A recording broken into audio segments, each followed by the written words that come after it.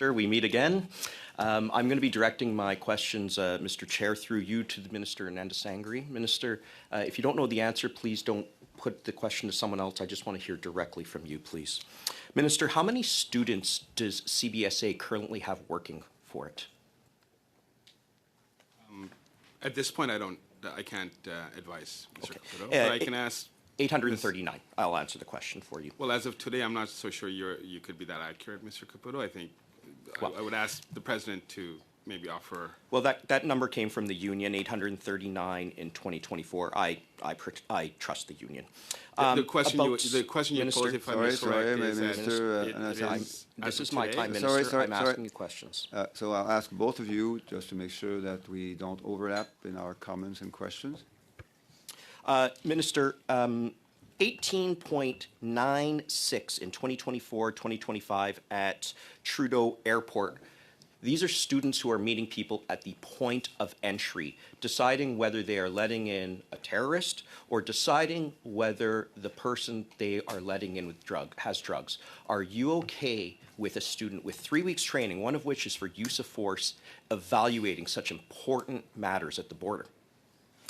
Mr. Caputo, I've had the opportunity to visit many ports of entry, including airports, and I can assure you the role of students is critical to the operation of CBSA. They're trained, they're supervised, and they don't work in a high-risk environment. So they do very important work, and they support, in fact, regular officers who sometimes are on vacation during the summer. I have no doubt, but they are the principal point of contact with people. 1 in 5 students, and you're okay with that? Mr. Caputo, I've met with many students throughout the summer, and I know they're exceptionally good people who are well-trained and well-supported. So they do not make decisions on high-threat environments. They do their job in a routine manner, and there's at every ports of entry there are different levels of expertise that's there to support the work. Thank you, Minister. That's how many foreign nationals are awaiting deportation in Canada?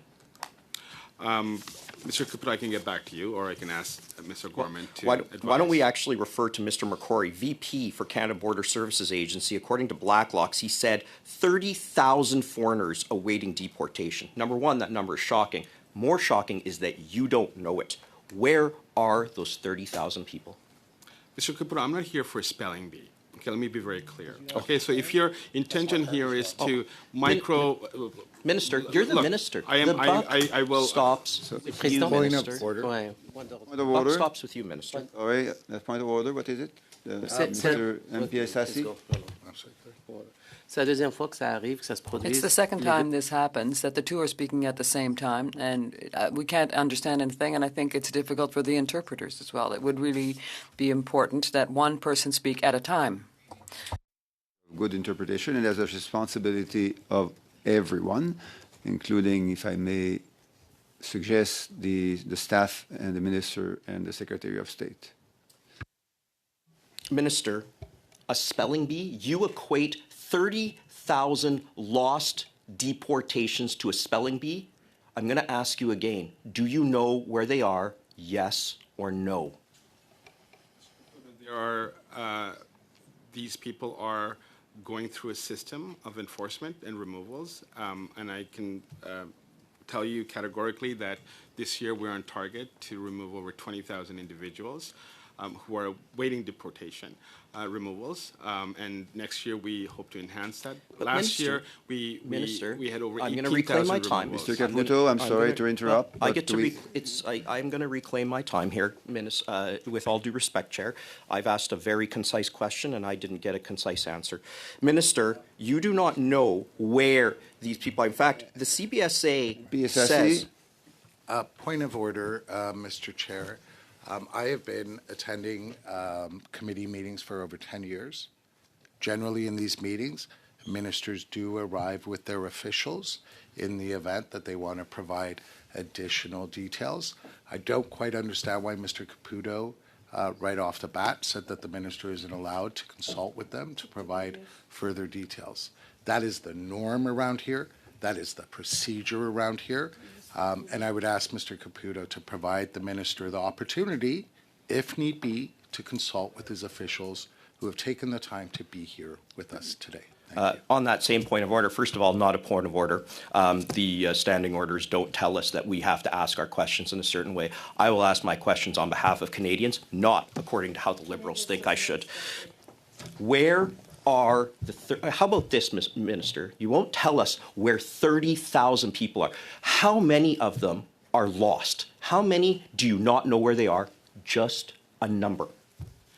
Mr. Caputo, there's 30,000 people who are going through the system and they're going to be removed. They're in queue. We know their addresses. We know where they reside. Many of them have reporting requirements. They regularly report to our CBSA offices across Canada. There's sometimes telephone reporting, so there's ongoing monitoring for those who are being removed. I beg Not in your all pardon, cases, Minister? but the vast majority of cases. I beg your pardon, you said we know where they are. Okay. We have 30 more seconds. And Actually, I have a minute and 22 more seconds, Mr. Chair. The point of order should not count to my time. Minister, how many, this was asked in committee, I believe it was, quote from Mr. Macquarie, we don't track the location of every individual. Now, you just told us you know where everybody is. We track their locations, and yet the VP of CBSA contradicted you in a story from Black Law. Point of order, Mr. Are you Chair. wrong, or is he wrong? No, that's Point of order. My question. Mr. Ramsey. Minister has, dans la réponse du ministre, il a dit qu'il ne savait. In his answer, he said he did not know where every individual was, and Mr. Caputo has said that he did know where all these people were. And she should at least listen to the answers.